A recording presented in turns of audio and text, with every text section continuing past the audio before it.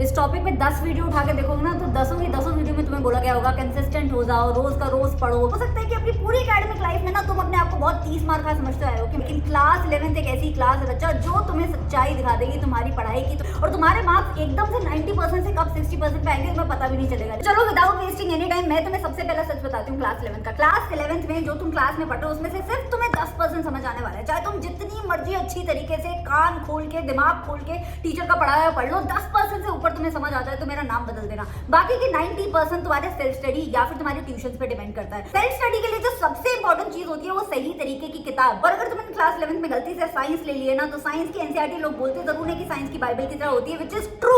एक एक वर्ड जो एनसीईआरटी में लिखा होता है वो तुम्हारे लिए जरूरी होता है, लेकिन क्लास 11th की एनसीईआरटी पढ़ के सारे कॉन्सेप्ट अच्छे से समझ आ जाए ऐसा हो ही नहीं सकता। इसलिए तुम्हें चाहिए होती है रिसोर्स बुक्स। इनफैक्ट कॉमर्स के भी कई सारे सब्जेक्ट होते हैं जिनके लिए हमें रिसोर्स बुक खरीदनी पड़ जाती है। आर्ट्स में हमारे पास होता है कि हाँ भाई एनसीईआरटी ले लिया उससे काम चल गया। जो साइंस के बच्चे उन्हें याद रखना है कि हमें फिजिक्स केमिस्ट्री बायोलॉजी के लिए रिसोर्स बुक लेनी ही लेनी है, और ऐसी बुक में इन्वेस्ट करना है जिसमें हमें क्वेश्चंस भी मिल जाए, अच्छी थ्योरी की एक्सप्लेनेशन भी मिल जाए, एमसीक्यूज भी मिल जाए, पुराने प्रीवियस ईयर क्वेश्चंस भी मिल जाए, और अगर हम किसी एंट्रेंस के लिए तैयार करें तो उसमें से थोड़ी सी एक्स्ट्रा टॉपिक्स भी मिल जाए जो हमारे एंट्रेंस को भी कवर कर लेंगे और हमारे क्लास 11th और 12th के सिलेबस को भी कवर कर लेंगे। लेकिन चलो मान लो अब तुम्हारे पास दुनिया की सबसे अच्छी किताब आ भी गई है, लेकिन अब तुम्हें ये नहीं समझ आ रहा कि यार ये इतने इंपॉर्टेंट टॉपिक्स और इतने डिफिकल्ट टॉपिक्स में किस तरीके से पढ़ूं कि एक बार में अच्छे से समझ आ जाए। तो पहले मैं तुम्हें बता दूं, एक बार में क्लास 11th का कोई टॉपिक तुम्हारे पल्ले पड़ेगा ही नहीं, क्योंकि ऐसा कुछ तुमने क्लास 11th से पहले कभी पढ़ा ही नहीं है ना यार। तो ये बहुत कॉमन सी बात है कि एक टॉपिक को जब तक तुम 4-5 बार अच्छी तरीके से नहीं पढ़ोगे वो तुम्हारे दिमाग में नहीं घुसेगा। तो first make peace with the fact कि हमें थोड़ी सी मेहनत करनी पड़ेगी, और अब जब तुमने मेहनत करने का ठान लिया है तो सबसे पहले स्टेप नंबर 1 में तुम्हें किताब खोलनी है, कोई भी टॉपिक उठाना है और उसकी एक ब्रीफ रीडिंग लगानी है ताकि तुम्हें समझ आए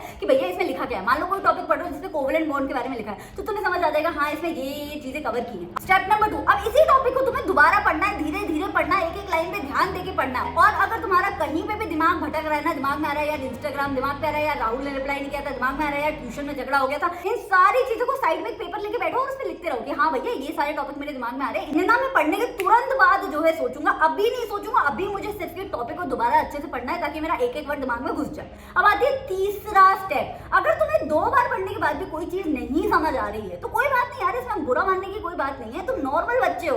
और इसमें तुम्हें क्या करना है कि इसमें तुम्हें कोई हेल्प लेनी है, या तो तुम किसी किताब से पढ़ सकते हो, कई बच्चे होते हैं जिन्हें किताब से एक्स्ट्रा पढ़ के और समझ नहीं आता बल्कि और कंफ्यूज हो जाते हैं, तब तुम्हें देनी है यूट्यूब वीडियोस की सहायता। यूट्यूब वीडियोस में क्लास 11th के लिए प्लीज ऐसे टीचर्स चुनना जिनके पास अच्छा एजुकेशनल बैकग्राउंड है, जिनके पास फुल ऑन एक्सपीरियंस है, अरे थ्योरी को तो समझा ही सकते हैं, साथ में तुम्हारे डाउट्स भी ले सकते हैं। और उन टीचर्स की उन वीडियोस को उठाओ जो तुम्हारे टॉपिक से रिलेटेड है। पूरी वीडियो देखने की जरूरत नहीं है, जो टॉपिक पढ़ रहे हो जो समझ नहीं आ रहा है बस वो पार्ट उठाया, वो पढ़ा और फिर से लगाई तीसरी रीडिंग। और इस वक्त जब तुम रीडिंग लगाओगे ना तो आई गारंटी यू तुम्हें वो टॉपिक समझ भी आएगा और तुम उसके सवाल भी लगा पाओगे। अच्छा, अगर तुम उन बच्चों में से हो जो जब भी पढ़ने बैठते हैं उनके दिमाग में दुनिया जहान की बातें आती है, जो किताब में लिखा है बस वही समझ नहीं आता, बाकी सारी बातें मन में आ रही होती है, तो तुम्हें भैया प्रॉब्लम डिस्ट्रैक्शन की। तुम्हें क्या करना है पता है, तुम्हें अपने दिमाग को ट्रिक करना है कि नहीं भाई नहीं, घंटे के अंदर अगर मैंने सोचा है 10 पेजेस पढ़ने हैं तो 10 पेजेस पढ़ने हैं। 10 पेजेस पढ़ने से पहले तुम रुक गए तो तुम तुम्हारे साथ ही धोखा कर रहे हो और किसी के साथ धोखा नहीं कर रहे हो। पढ़ने बैठने से पहले 10 लंबी सांसें लो, फोन में वो टैब्स खोलो जो तुम्हें जरूरी हैं, उनका कंटेंट डाउनलोड करके रख लो, फोन को अब लगाओ फ्लाइट मोड पे, फोन में ऑन करो टाइमर, और टाइमर के साथ जितने चैप्टर्स या जितने टॉपिक्स तुमने सोचे हैं शुरू से पढ़ना शुरू कर दो। अपने आप को ना बेफालतू के बहुत बड़े बड़े गोल्स देने की जरूरत नहीं है कि आज मैं बैठा हूं तो पूरा का पूरा साइंस के 2 चैप्टर पढ़ के उठूंगा। नहीं भाई, कौन हो तुम, सुपर ह्यूमन थोड़ी हो, एक एवरेज बच्चे हो। तो तुम्हें लेने हैं रियलिस्टिक गोल की 1 घंटे में यार ये 10 पेजेस खत्म कर दूंगा, या 1 घंटे में यार ये वाला जो टेस्ट पेपर है ना सॉल्व कर दूंगा। जब ऐसे रियलिस्टिक गोल्स तुम पूरे करते हो ना तुम्हारा कॉन्फिडेंस भी बढ़ता है और तुम्हें हैबिट भी बनती है कंसंट्रेशन से टाइम लिमिट में टॉपिक्स को खत्म करने की। तो तुम्हें छोटे छोटे ब्रेक्स में पढ़ाई करनी है। The best technique is Pomodoro technique, जिसमें तुम 25 से 30 मिनट्स पढ़ाई करो बिल्कुल फुल कंसंट्रेशन से, बिना फोन की तरफ देखे, और फिर लो 5 मिनट्स का ब्रेक और फिर से शुरू करो 30 मिनट या 25 मिनट का एक और स्टडी सेशन। इस तरीके से जब तुम पढ़ाई करते हो ना तो तुम खुद को रिवॉर्ड भी कर रहे होते हो, तुम्हें ऐसा भी नहीं लगता है कि यार बहुत टाइम हो गया फोन ही नहीं देखा हमने। साथ में तुम बहुत ही कॉन्सेंट्रेटेड तरीके से, डिस्टिल्ड तरीके से नॉलेज गेन कर रहे होते हो, ना कि रट्टा लगा रहे होते हो। और इतने सबके बावजूद भी कोई ना कोई ऐसा सब्जेक्ट होगा जो तुम खुद से अच्छे से नहीं पढ़ पाओगे। फिजिक्स मुझसे हो जाता था, बायोलॉजी मुझसे खुद से हो जाता था, लेकिन केमिस्ट्री मेरे पल्ले नहीं पड़ता था। मैं चाहे जितनी मर्जी बार पढ़ लूं केमिस्ट्री के कॉन्सेप्ट मुझे समझ नहीं आते थे।